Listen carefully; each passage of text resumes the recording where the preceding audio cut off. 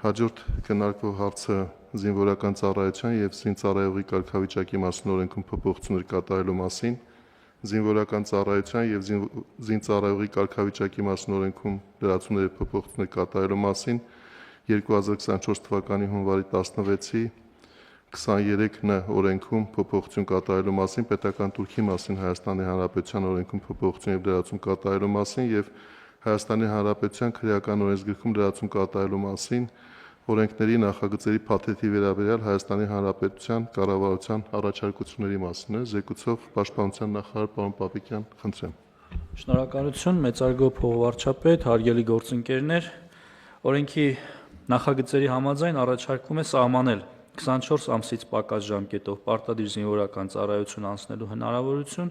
1 ամիս ժամկետով ծառայություն անցնելու դեպքում 20 միլիոն դրամ եւ 6 ամիս ժամկետով ծառայություն անցնելու դեպքում 15 միլիոն դրամ պետական բյուջե վճարելու պայմանով։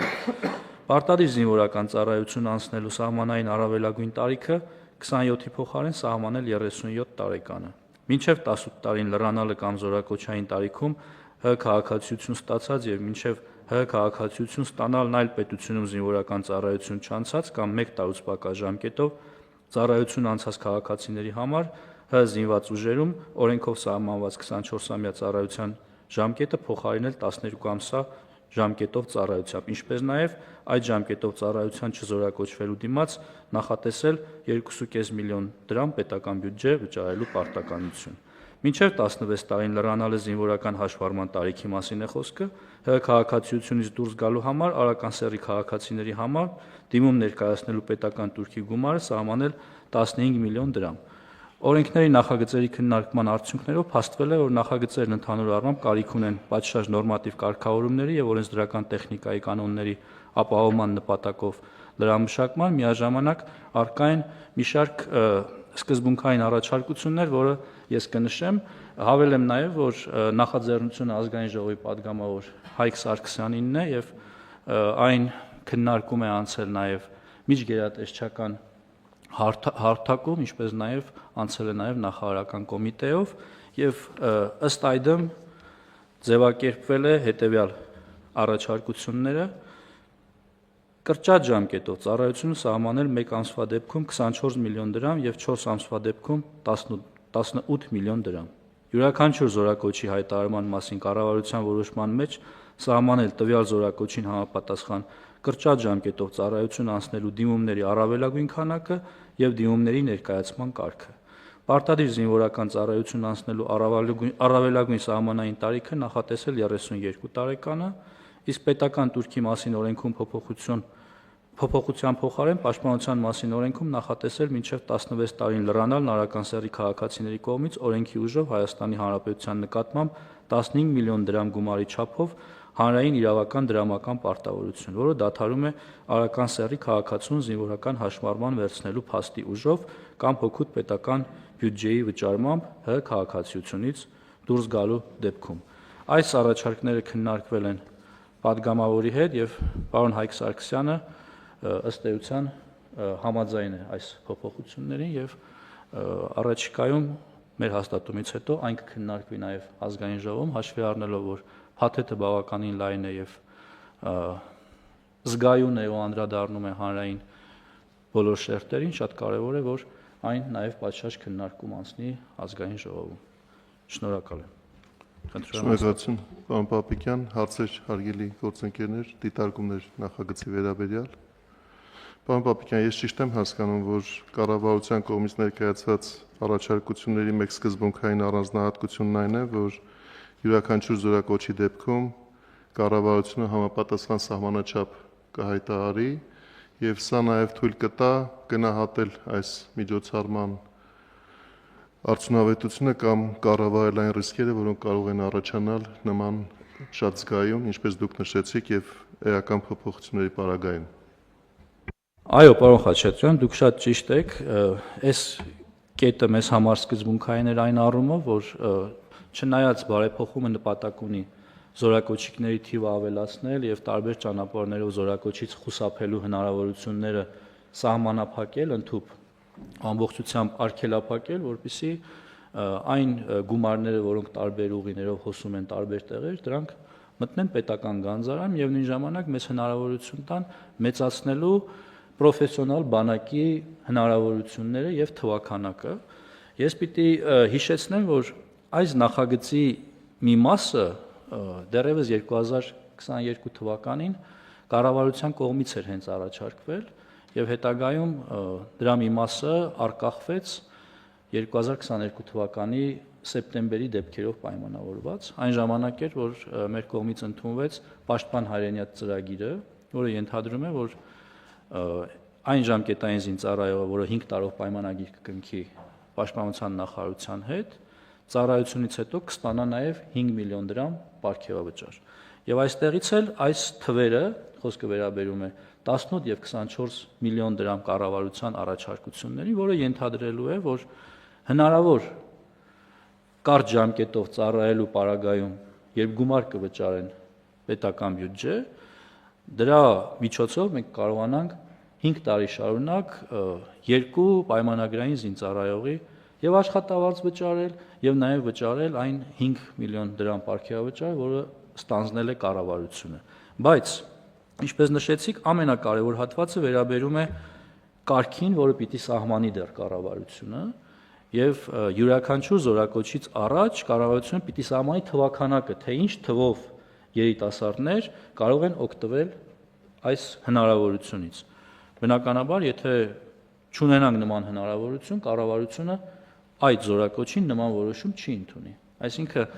մեր այս առաջարկությամբ բոլոր հնարավոր ռիսկերը ու շրջանառվող մտահոգությունները ամբողջությամբ փարատվում են եւ կառավարելի են Պաշտպանության նախարարության կողմից։ Ես միայն կցանկանամ լրացնել այն, որ նաեւ վերջին տարիների ընթացքում Պաշտպանության նախարարության եւ առողջապահության նախարարության կողմից մեծածավալ աշխատանքներ են տարվել այն ուղղությամբ, որ ինչպես դուք նշեցիք, այլևայլ եղանակներով զինվորական ծառայությունից խուսափելու հնարավորությունները կանխվեն, հստակեցվեն այն կարգավորումները, որոնք տալիս են այդպիսի տարկետման իրավունքներ եւ այս բոլոր միջոցառումները մեկ ամբողջության մեջ դիտարկելու արդյունքում է, որ մենք պետք է գանք այն վստահության, որ կարգավորումները գտնվում են ամբողջովին իրավական հարթության մեջ եւ այն հնարավորությունները, որոնք կարող են սահմանվել արտոնություններ կամ բացառություններ սահմանելու համար, նույնպես կառավարելի են լինելու ձեր կողմից նշված ձևաչափերով։ Պարոն Հովհաննիսյան, խնդրեմ։ Շնորհակալություն, ես մի հարց ունեմ, պարոն Պապիկյան, դուք նշեցիք, որ կառավարությունը կսահմանի ամեն զորակոչի համար առավելագույն թվականակը, իսկ այդ գումարների չափը գուցե նույնպես նպատակահարմար լինի ամեն զորակոչի համար կամ որովհետև օրենքով սահմանելու դեպքում դրանց փոփոխությունները ավելի դժվար կլինի իրականացնել հետագայում, գուցե իմաստ ունի ինչ-որ չափով ճկունություն նաև հաղորդել եւ այդ վճարվող գումարի չափը կառավարության հաստատման տիրույթ փոխանցել կամ ինչ-որ մի չափով, որովհետև կարող է նաև ավելացվել, այսինքն կարիք լինի, որ ասվի, որ հիմա այն չափը, որը կար օրենքում սահմանված էր, դա քիչ է, պետք է ավելացվի կամ այսպիսի կարգավորումներ իրականացվի կառավարության կողմից։ Շնորհակալ եմ, ամեն դեպքում հեղինակը մենք չենք, կառավարությունը ուղղակի իր շտկումներն է առաջարկում եւ պատգամավորը այս կերպ է նպատակահարմար համարել երկու կետի ավելացումը, որոնք մենք համարել ենք սկզբունքային, երկար քննարկումների արդյունքում պատգամավորի կողմից ընդունելի է եղել։ Ես գուցե համաձայնեմ 1 տարի հետո, երբ պատկերը տեսանելի լինի, այս բանին ես առաջարկում եմ հավանություն տանք օրենքի նախագիծը մտնի կյանք, այնուհետև կտեսնենք ինչ բացեր կան, ինչ լրացումներ կան, կդիմենք խորհրդարանին օրենքի մեջ փոփոխություններ կատարելու նոր առաջարկություններով։ Պարոն Միրզոյան։ Ես ճիշտ եմ հասկանում, որ մենք սահմանում ենք 3 ժամկետ ծառայության համար պարտադիր, 24 ամիս, 4 ամիս եւ 1 ամիս, Եվ եթե այո, նաև ուզում եի հասկանալ ինչի հենց 1 ամիս եւ 4 ամիս, ոչ թե 6 ամիս եւ 12 ամիս օրինակ։ Նու 1 ամսվա դեպքում էլի կարող եմ տրամաբանությունը ենթադրել, այսինքն նվազագույն պատրաստություն անցնեն զորակոչիկները, հետո այդ հնարավորությունից օգտվեն, բայց 4-ը չգիտեմ, կխնդրի ես բարձրաբանել։ Շնորհակալ եմ։ 24 ամիսը օրենքով սահմանված Հայաստանի քաղաքացու պարտավորություններն են, իսկ կրճատ ժամկետները վերաբերում են, դուք ճիշտ նկատեցիք, 1 ամիսը նվազագույն պատրաստության համար, որպեսզի քաղաքացին տիրապետի օգտվել զենքից եւ տարական զինվորական կանոններ, որովհետեւ այս երիտասարդները, ովքեր այդ հնարավորությունը կստանան, միևնույնն է գրանցվելու են պահեստազորում, ի տարբերություն զարտուղի ճանապարհով ազատվող այլ քաղաքացիների, որովհետեւ այսօր ինչ է տեղի ունենում։ Մեր համերկրացիները մեզնից դժգոհում են, ասում են վարժական հավաքներին, օրինակի համար մեր նախկին գյուղապետի, ինչ եւ այլն, կամ մեր համայնքի ամենահարուստ մարդու երեխեքը չեն գնում վարժական հավաքների, դուք հատուկ նրանց չեք տանում, բայց իրականությունը կայանում է նրանում, որ այդ մարդիկ ուղղակի չեն ծառայել բանակում եւ հաշվառված չեն պահեստազորում եւ չեն կարող վարժական հավաքի հրավիրվել։ Այսինքն այս մեխանիզմը նաեւ թույլ է տալու, որպեսզի ավելի շատ թվով Հայաստանի քաղաքացիներ տիրապետեն զենքին եւ նաեւ ըստ անհրաժեշտության համալրեն պահեստազորը։ 4 ամիսը դա ուսումնական զորամասի չափականակն է, որտեղ պիտի անցնեն ուսումնական process, այսինքն ովքեր կօգտվեն այս ծրագրից, ուսումնական զորամասից զատ այլտեղ ծառայություն չեն իրականացնելու։ Սրանում է այս թվերի սահմանման պատճառը։ Պարոն Միրզոյան, Իսկ 32 տարեկանը ինչով է պայմանավորված։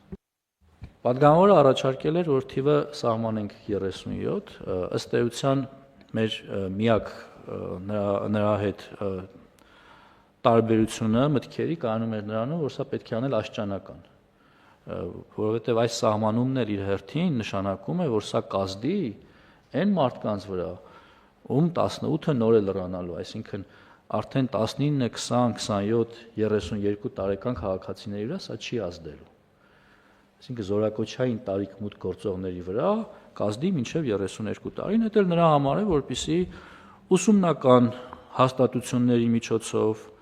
կեղծ գիտնականներ չունենանք, ովքեր 27 տարին լրանալուն պես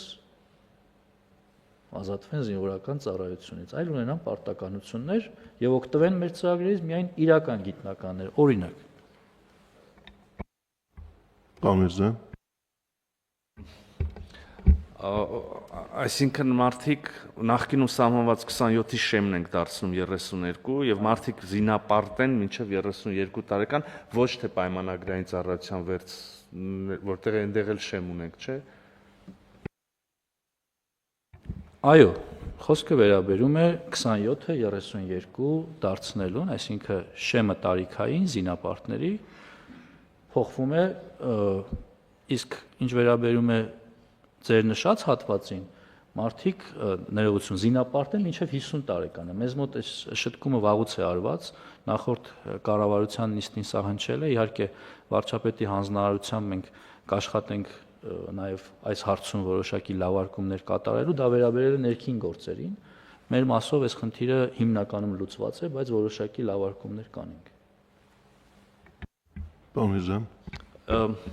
Իսկ ո՞նց ենք ապահովելու, որ այդ ճանապարհով պետբյուջե մուտք արված գումարները ուղղվեն պայմանագրային զինծառայողների թվի ավելացմանը եւ նրանց աշխատավարձերին, որովհետեւ եթե մենք չերաշխավորենք, որ այդ գումարը գնում է դրան, սոցիալական արդարության հետ կապված բազմաթիվ հարցեր կառաջանան։ Իսկ հիմա պատասխանը ակնհայտ է, դա արվում է էլի բանակի համար եւ էլի զինծառայողներ են ապահովում։ Դա ըստ էության երաշխավորված է, երբ ես նշում եմ պետական բյուջե, ես չեմ տարանջատում պաշտպանության նախարարության բյուջեն ընդհանուր բյուջեից, այո, մուտքերը կապահովեն եւ կծառայեն պաշտպանության նախարարության համար։ Տիկին Անդրեասյան, Շնորհակալություն, ես կուզեի անդրադառնալ տարիքային շեմին, որովհետեւ այս հարցը քննարկվելիս, ինչպես պարոն Պապիկյանը նշեց, մենք հաշվի ենք առել նաեւ մեր ընթացիկ ծրագրերը եւ կհիշեք որոշ ժամանակ առաջ կառավարության նիստում քննարկում էինք արտերկրի հեղինակավոր բուհերում կրթություն ստանալու հետ կապված հնարավորությունների ընդլայնումը եւ առանձին քննարկման հարց դարձավ հետո արդեն այս ուրեմն մեր կրթված երիտասարդների վերադարձի հարցը եւ նրանց ըստ էության այդ ներուժի օգտագործումը մեր հասարակության զարգացման եւ այստեղ աշխատելու տեսանկյունից մենք բավականին ուսումնասիրություններ ենք արել այս ուղղությամբ եւ մեզ էլ ակնհայտ է, որ այստեղ ուրեմն զինծառայության ուրեմն օրենսդրության մեջ փոփոխությունները կարող են էապես նպաստել, որպեսզի մենք վերադարձելիության տեսանկյունից եւ մարդկային այդ կապիտալը մեր հասարակությունում եւ մեր պետության համար օգտագործելու տեսանկյունից շատ ավելի բարենպաստ իրավիճակ ունենանք եւ այս տարիքային շեմի սահմանումը հնարավորություն է տալու նաեւ, որպեսզի այդ կրթությունը ստանալուց հետո մենք ունենանք որոշակի հանձնառություն այստեղ աշխատելու եւ այդ աշխատանքային տարիքը լինի այն տրամաբանության մեջ, որը որ ուրեմն այս զինծառայության վերին շեմն է եւ նաեւ սինխրոնացված են այդ իմաստով կարգավորումները, որպեսզի մի ոլորտի եւ մյուս ոլորտի կարգավորումները համահունչ լինեն եւ չխանգարեն մեկ-մեկու։ Շնորհակալություն Տիկին Անդրեասյան, պարոն Մեսրոպյան։ Շնորհակալություն պարոն նախարար, կուզենայի իմանալ դիցուք զորահավաքի ժամանակ, երբ որ արդեն պետությունը կորոշի կամ նախարարությունը X քանակի մարդ կարող է օգտվել այդ տվյալ մեխանիզմով բանակ զինվորական ծառայությունից ազատվելու համար, ո՞նց է կիրառվելու դա, վիճակահանությամբ, թե ով առաջինը հասցրեց դիմել։ Պարոն Մեսրոպյան, մենք հիմա առաջ ենք ընկնում, որովհետև դա դեռ կառավարության որոշումով պիտի սահմանվի։ Տարբեր մտքեր կան, այդ թվում նաև վիճակահանության, ավելի արագ գրանցվելու, այսինքն դա դեռ կքննարկենք եւ նաև այստեղ էլ հնարավորություն կունենանք դրա մասին մտքեր հնչեցնելու։ Այլ հարցեր, դիտարկումներ, խնդրեմ։ Շնորհակալ եմ պարոն փոխվարչապետ, պարոն Պապիկյան, իմ հարցը վերաբերելու է զինված ուժերում ոչ կանոնադրային հարաբերություններին եւ այս փոփոխությունների համատեքստում ոչ կանոնադրային հարաբերությունների հաղթահարման մեխանիզմներին, որովհետեւ ըստ էության բոլորիս համար էլ ակնհայտ է, որ բանակում մահվան, ինքնավնասումների եւ այլ դեպքերի պատճառներից մեկը նաեւ այդ ոչ կանոնադրային կամ ենթամշակութային հարաբերություններն են, ինչպես է հնարավոր լինելու ապահովել, որ այսպիսի տարբերակման պայմաններում, այսինքն ըստ էության զինծառայողների միջև տարբերակում է փաստացի իրականացվում, արդյոք հնարավոր է լինելու կոնկրետ երաշխիքներ ապահովել, որպեսզի մենք չունենանք դրա հիման վրա ավելի խորացող ոչ կանոնադրային հարաբերություններ եւ բնականաբար բացառենք այդ համատեքստի իրավիճակը։ Ծառայության պայմանների առումով նկատի ունեմ։ Անկեղծորեն գուցե հարցի էությունը լավ չեմ հասկանում, բայց ես այստեղ նմանատիպ խնդիր չեմ տեսնում։ Ավելին սա մեզ հնարավորություն է տալու, որպեսզի նմանատիպ կանոնադրային ոչ կանոնադրային հարաբերությունները կարգավորենք, դարձնենք կանոնադրային։ Ինձ թվում է նման հարցերի քննարկման ժամանակ մենք պիտի տարբեր կոմպլեքսներից զերծ մնալով խոսենք իրականության մասին։ Իսկ իրականությունը ինչի մասին է։ Իրականությունը նաև նրա մասին է, որ շատ երիտասարդներ, ովքեր հնարավորություն են ունենալու օգտվել այս ծրագրից, եթե մենք ընձեռենք այդ հնարավորությունը, իրենք հանդիսանում են մեր ծառայության մեջ հիմնականում կանոնադրային հարաբերությունները խախտողներ։ Պիտի մտնենք խնդիրների խորքի մեջ։ Այո, այստեղ էլ կա որոշակի սոցիալական շերտավորման վտանգ, մենք պիտի այս հարցում հետևողական լինենք, բայց հարցի այսօրվա նախագծի մեխը 18 կամ 24 միլիոնով բանակից ազատվելը կամ կրճատ ծառայությամբ ազատվելը չէ։ Մենք ուշադրություն չդարձրինք մեկ այլ կարևոր խնդրի։ Խոսքը վերաբերում է քաղաքացիների 15 միլիոն դրամ պարտավորությանը, այսինքն մինչև 16 տարին լրացած քաղաքացիներին 15 միլիոն դրամի պարտավորություն մտցնելը ինչ է սա նշանակում։ Նախկինում հնարավորություն ունեցող բազմաթիվ քաղաքացիներ, իսկ այդ թիվը հազարների մասին է, ես ազգային անվտանգության նկատառումներից ելնելով կոնկրետ թվեր չեմ նշի, բայց այսօր Հայաստանում շատ ծնողներ իրենց երեխաներին զրկում են Հայաստանի քաղաքացիությունից, որպեսզի նրանք չծառայեն հայոց բանակում։ Կետերից մեկը 4-րդ կետը վերաբերում է դրան։ Այսինքն սա մեծ հնարավորություն է տալու, որ այն քաղաքացիները, ովքեր անվտանգությունից ելնելով, որդու անվտանգությունից ելնելով, փորձել են տարբեր ճանապարհներով բանակից ազատվել, ունենան հնարավորություն իրենց որդուն բոլորի հետ հավասար մեր զինված ուժերում գոնե կրճատ ժամկետով ծառայության ուղարկելու։ Շնորհակալություն հարգելի գործընկերներ, ինչպես պարոն Պապիկյանն նշեց, սա չափազանց զգայուն եւ կարեւոր հարց է, նաեւ կարեւոր են տեսանկյունից, որ այս թե մտահոգությունները, որոնք վերաբերում են առ այսօր արձանագրված երևույթներին, թե հարցի հետ կապված զգայունությունը, որը գուցե տարբեր ժամանակներում տարբեր կերպ քննարկելու փորձեր եղել են, սակայն ինչ որ մի պահից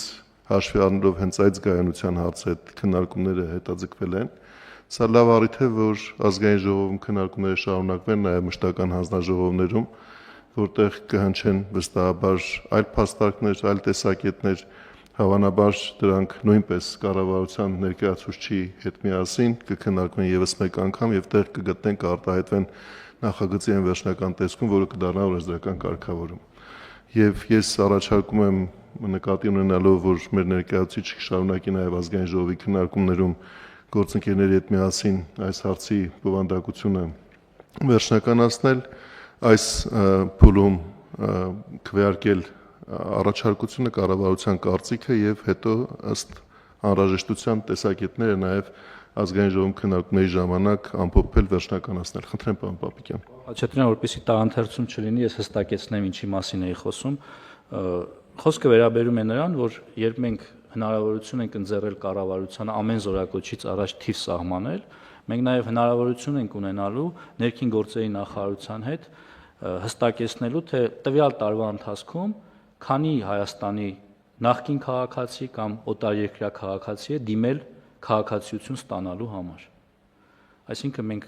հնարավորություն ենք ունենալու այս 15 միլիոն դրամ վճարման արգելանքի միջոցով նախ պակասեցնել արտահոսքը մեր պատանիների, բայց միևնույն ժամանակ մյուս մասով օրենքի հնարավորություն ենք տալու նախկինում քաղաքացիությունից հրաժարվածներին վերադառնալ եւ իրենց պարտքը թեկուզ կրճատ կատարել հայրենիքի առաջ։ Այսինքն այս թվերից ելնելով նաև մենք կսահմանենք տարբեր զորակոչերի ժամանակ ըստ զորակոչի նաև մեր թվաքանակները։ Շնորհակալ եմ։ Պարոն Միրզոյան։ Ես ներողություն եմ խնդրում, էլի որ շատ ենք երկրացնում, բայց իսկապես հարցը կարևոր է։ Ես առաջարկում եմ այսպիսի արձանագրում անել, անկեղծ ասած, պարոն փոխվարչապետ, ձեր վերջի առաջարկը ստիպեց ինձ այս մասին խոսալ, ես լրիվ համաձայն եմ ձեր հետ, սա մի խնդիր է, նախ խնդիրը իդենտիֆիկացնում, հա, շարունակաբար արտագաղթի ամենախորքային պատճառների թվում ամենահիմնականներից մեկը եղել է արական սեռի զավակին բանակից ուրեմն զինվորական ծառայությունից խուսափելու ինչ-որ հնարավորություն ստեղծելը, հա, սա է հիմնական մոտիվացիաներից մեկը եղել։ Եվ նաև մենք բոլորս էլ, եւ սա վերջին 1 տարվա, 2 տարվա բան չի, 30 տարվա պատմություն է, գիտենք, որ զարտուղի ճանապարհներով եւս արտագաղթը մի միջոց եւ նաև կան այլ զարտուղի ճանապարհներ նույն խնդիրը լուծելու առանց արտագաղթելու, հա, հիվանդություններով կլինի, որևէ կրթությունով կլինի, որևէ կերպ։ Եվ այս խնդիրը հասարակությունն էլ է քաջատեղյակ խնդրին, բոլոր պետական կառույցներն էլ, եւ այս խնդիրը մի թեմա է սա, որի մասին տարիներ շարունակ խոսվել է եւ դիտարկվել են նաեւ այս տեսակ լուծումներ, առաջարկվող լուծումները եւս, բայց երբեք լուծման չենք գնացել, որևէ կառավարություն չի գնացել լուծման։ Հիմա շարունակելով ձեր միտքը, գուցե եւ կարգավորումները վերջնական չեն, իդեալական չեն, բայց պետքա կարծում եմ համարձակություն ունենալ եւ փորձել գնալ լուծման, որովհետեւ չլուծելով խնդիրը չի վերացել, այսինքն այնպես չի, որ մենք չենք արել այս կարգավորումները եւ դրանից ինչ որ չգիտեմ, իներցիայով կամ աստիճանաբար խնդիրը մեղվվել է կամ ինչ, ոչ այդ նույն խնդիրը կա, մենք միշտ խոսել ենք եւ բոլորը մշտապես խոսել ենք եւ ոչինչ չենք արել հաշվի առնելով այո զգայունությունը։ Ես միանում եմ ձեր առաջարկին, եկեք փորձենք անենք, հետո կհղկվենք։ եթե կարիք լինի։ Շնորհակալություն պարոն Միրզոյան, պետք է քվեարկենք նախագիծը հարգելի գործընկերները, ովքեր են դեմ կառավարության ձևակերպած կարծիքին ազգային ժողով ուղարկելու համար։ Դեմ չկա, որոշումը հաստատված է եւ անցնում